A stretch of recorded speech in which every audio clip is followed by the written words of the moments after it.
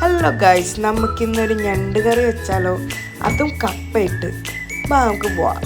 ആദ്യം ഞാൻ ഞണ്ടുകളെ കഴുകി ക്ലീൻ ചെയ്തു. അതിൻ്റെ കാലും അതിൻ്റെ തോടൊക്കെ എടുത്ത് മാറ്റിയിട്ട് നല്ല ക്ലീനാക്കി വെച്ചിട്ടുണ്ട്. അപ്പോൾ നമുക്ക് അതിനകത്തോട്ട് ആവശ്യത്തിന് വെള്ളം ഒഴിച്ച് നമുക്കത് വേവിക്കാൻ വെക്കാം.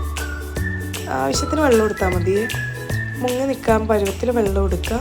അതിനകത്തേക്ക് അല്പം ഉപ്പ്, പിന്നെ മഞ്ഞൾപ്പൊടി, പിന്നെ അല്പം കുരുമുളക് പൊടി.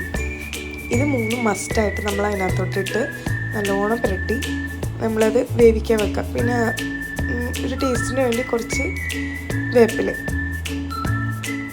ഇതെല്ലാം കൂടി നമുക്ക് അടുപ്പിൽ ലോ ഫ്ലെയിമിൽ വെച്ച് നല്ലോണം പറ്റിച്ചെടുക്കണം. എന്നാൽ അതിൻ്റെ ഒരു ശേഷം പച്ചമുളക്, സവാള അങ്ങനത്തെ കുറച്ച് സാധനങ്ങളൊക്കെ നമുക്ക് അരിഞ്ഞ് വെക്കാം.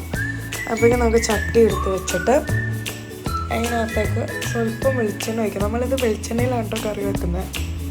ആവശ്യത്തിനായിട്ടുള്ള ചട്ടി ചൂടാവണ വരെ വെയിറ്റ് ചെയ്യണം, എന്നാലേ കടുക് പൊട്ടിക്കുമ്പോഴേക്കും പെട്ടെന്ന് പൊട്ടുള്ളൂ. അപ്പോൾ അത് കാരണം ചട്ടി ചൂടാവണ വരെ വെയിറ്റ് ചെയ്യുക.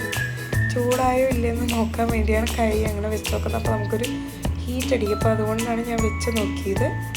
അപ്പോൾ ചൂട് ഏകദേശം ആയി വരുന്നുണ്ട്. നമുക്ക് കടുക് ഇട്ട് കൊടുക്കാം. ആവശ്യത്തിന് കടുക്,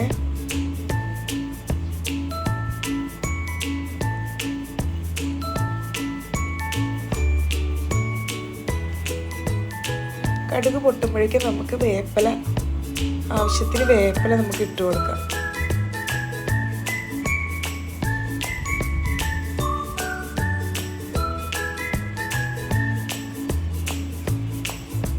ഇൻഗ്രീഡിയൻസ് എന്തൊക്കെയാണെന്നുള്ളത് ഞാൻ ഒന്നും കൂടി പറഞ്ഞു തരാം. ഇവിടെ എടുത്തേക്കുന്നത് ഒരു 2 സവാള, കുറച്ച് സവാള എടുത്തത്, ഒരു സവാളയുടെ പകുതി.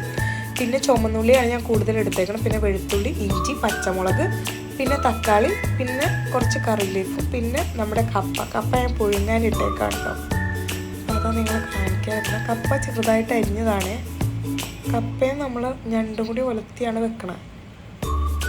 പല സ്ഥലത്തും പല പേരുകളാണ് പറയുന്നത്. അപ്പോൾ നമ്മുടെ കടുക് പൊട്ടി വരുന്നുണ്ട്.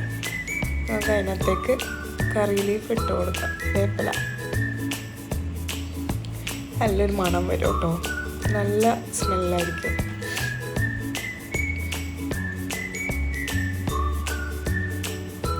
കടുകെല്ലാം പൊട്ടി തീരണം കേട്ടോ. അപ്പോൾ വേപ്പില എടുക്കും. അപ്പോഴേക്കും കഴിക്കണമുണ്ട്, പൊട്ടിത്തെറിക്കാനുള്ള ചാൻസ് ഉണ്ട്.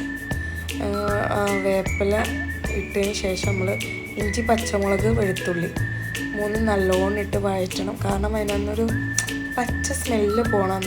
അന്ന് വരെ ഒരു ബ്രൗണിഷ് കളറാവണ വരെ നല്ലോണം വഴറ്റി കൊടുക്കുക. നമ്മൾ അരിഞ്ഞ് വെച്ച ഉള്ളിയും സവാളയും കൂടി ഒന്ന് ബ്രൗൺ ആവണ വരെ നമ്മളൊന്ന് വെയിറ്റ് ആക്കാം. ഉള്ളി സവാളയും കൂടി ആഡ് ചെയ്ത് കൊടുക്കാം. കാരണം അതും കൂടി ഒന്ന് ബ്രൗൺ കളർ ആവണ വരെ നല്ലോണം വേവിച്ചെടുക്കണം.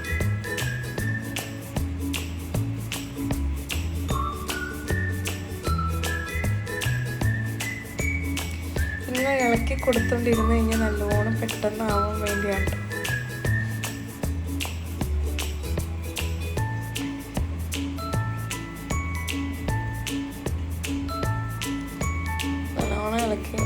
നല്ല ഇതാക്കി വെക്കുമ്പോഴേക്കും ഒരു മാറി മൂത്ത് കഴിയുമ്പോഴേക്കും നമുക്ക് തക്കാളിയും കൂടി ആഡ് ചെയ്യും. അപ്പോഴേക്കും അത് നല്ലോണം വെന്തൊടയും.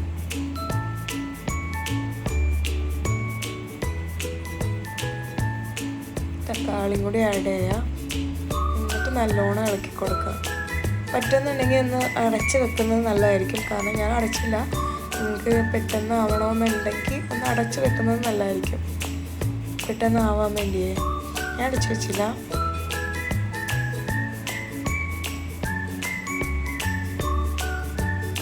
നല്ലോണം അവിടെ ഇളക്കി കൊടുക്കുക. അപ്പോൾ നല്ലോണം ഉള്ളിയുടെ സവാളയുടെ എല്ലാം സ്മെല്ലൊക്കെ പോയി കഴിഞ്ഞ് നല്ല ഒരു സ്മെല്ല് വരുന്നതായിരിക്കും.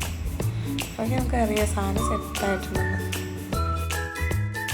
നമുക്കപ്പോൾ മുളക് പൊടി ആദ്യം ഇട്ട് കൊടുക്കണം. മുളക് പൊടി ഇട്ടിട്ട് നല്ലോണം അങ്ങോട്ട് ഇളക്കാതെ മഞ്ഞൾപ്പൊടി, മല്ലിപ്പൊടി ഇവ രണ്ടുപേരെ നമ്മളത് ഇട്ട് കൊടുത്ത് അല്പം കുരുമുളക് പൊടിയും കൂടി അതിനകത്തോട്ട് ആഡ് ചെയ്തിട്ട് വേണം. പിന്നെ നമ്മൾ മസാല ഏതാണ് യൂസ് ചെയ്യുന്നതെന്ന് വെച്ചാൽ ഗരം മസാലയെങ്കിൽ ഗരം മസാല, അല്ലെങ്കിൽ ചിക്കൻ മസാല. ഇത് രണ്ടും ഞണ്ട് കറിക്ക് എപ്പോഴും നല്ല ബെസ്റ്റായിരിക്കും, നല്ല ടേസ്റ്റ് കിട്ടാനും. സോ അപ്പോൾ നമുക്ക് ഏതെങ്കിലും ഒന്ന് യൂസ് ചെയ്താൽ മതി. അപ്പോൾ ആ ഒരു ടേസ്റ്റ് കിട്ടാൻ വേണ്ടിയാണ് നമ്മളത് ഉപയോഗിച്ചത്. പിന്നെ നമുക്ക് നമ്മുടെ പുഴുങ്ങി വെച്ചേക്കുന്ന കപ്പ നമുക്ക് ഇതിനകത്തോട്ട് ആഡ് ചെയ്ത് കൊടുക്കാം. 2 സീനടിച്ച് പുഴുങ്ങിയേക്കുന്ന കപ്പയാണ്. അപ്പം അത് അത്യാവശ്യം വെന്തിട്ടുണ്ടാവും. അപ്പോൾ അതുകൊണ്ട് അത് നമുക്ക് ഇതിനകത്തോട്ട് നല്ല രീതിക്ക് ഇട്ട് കൊടുക്കാം. അതിൻ്റെ കൂടെ തന്നെ നമ്മൾ ഞണ്ട് കൂട്ടിനെ വേവിച്ച് നമ്മൾ ഓൾറെഡി മാറ്റി വെച്ചായിരുന്നു. അപ്പോൾ അതും കൂടി നമുക്ക് ഇതിനകത്തോട്ട് ആഡ് ചെയ്ത് നല്ലോണം മിക്സ് ചെയ്ത് വെട്ടി തിളപ്പിക്കണം. എന്നാലേ അതിനകത്തോട്ട് മസാലകൾ ഇറങ്ങുള്ളൂ. നല്ല ടേസ്റ്റ് ഉണ്ടാവും ഗൈസ്. ഒന്ന് ട്രൈ ആക്കി നോക്കണം എന്തായാലും. സോ അപ്പോൾ നല്ലോണം ഇങ്ങനെ മസാലയൊക്കെ പിടിച്ച് വരുമ്പോൾ നല്ല ടേസ്റ്റ് കുഴകുഴ പോലെ ഇരിക്കും. അപ്പോൾ എല്ലാവരും ഒന്ന് മസ്റ്റായിട്ട് ട്രൈ ആക്കണം. ഇത് നല്ലൊരു ടേസ്റ്റുള്ള കറി തന്നെയാണ് കേട്ടോ. ഞണ്ടലത്ത് എന്ന് പറയും. കപ്പയും ഞണ്ടും അടിപൊളി കോമ്പിനേഷനാണ് ഗൈസ്. ഒന്ന് കഴിച്ച് നോക്കണം നിങ്ങൾ. ഇത് നല്ലോണം പറ്റണ വരെ ഒന്ന് പറ്റിച്ചങ്ങോട്ട് വെക്കണം കേട്ടോ. നല്ല ടേസ്റ്റ് ഉണ്ടാവുള്ളൂ.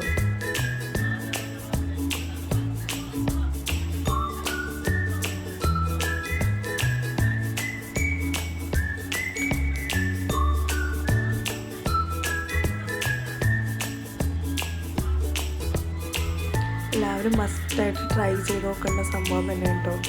കാരണം അടിപൊളി ടേസ്റ്റ്. രക്ഷയില്ലെന്ന് പറഞ്ഞാൽ രക്ഷയില്ല, അടിപൊളിയായിരുന്നു. ഞാൻ എന്തായാലും മസ്റ്റായിട്ട് ഒന്ന് ട്രൈ ആക്കി നോക്കണം. എനിക്കിത് വെന്ത് ഒടിഞ്ഞ് കഴിയുമ്പോഴേക്കും ഒരല്പം കുറച്ച് വെളിച്ചെണ്ണയും കൂടി പൊക്കത്ത് കൂടെ ഒഴിച്ച് കഴിഞ്ഞാൽ സാധനം സെറ്റാവും ഗൈസ്. അപ്പോൾ എല്ലാവരും ഒന്ന് ട്രൈ ആക്കി നോക്കാം. Must watching, must trying. Okay, thank you watching. Bye bye guys.